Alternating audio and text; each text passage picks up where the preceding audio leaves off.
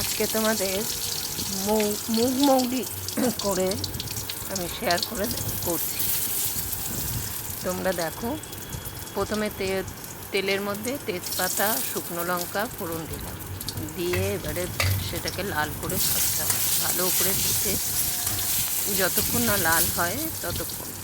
এদিকে আমি তার মধ্যে মৌরি দিলাম। মৌরি দিলে পরে মৌরি বাটার এই মৌরি ফোড়নের খুব সুন্দর গন্ধ হয়। মৌরি দিলাম, দিয়ে এবার সেটাকে লাল করে ভেজে যতক্ষণ না মৌরির সুন্দর গন্ধ বেরোবে।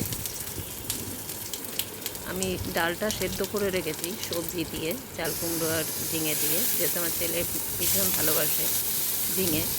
আর এদিকে আদা বাটা তারপরে দিলাম। সমস্ত ভাজা এইগুলো মশলাগুলো ভালো করে ভাজতে হবে। ভাজার পর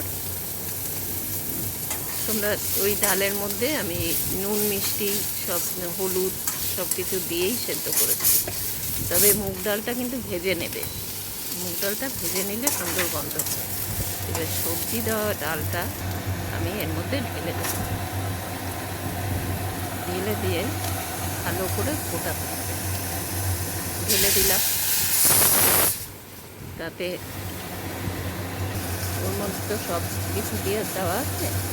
তবে তোমরা এই ডালটা করে দেখো, লাগবে একটু মৌরি বাটা দিলে ভালো হয়, কিন্তু আমি আর দিলাম না, সময় নেই।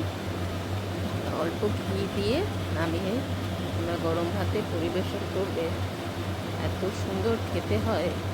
আর কোনো তরকারি বা সবজি বা কিচ্ছু লাগবে না, এই দিয়েই খেয়ে নেবে।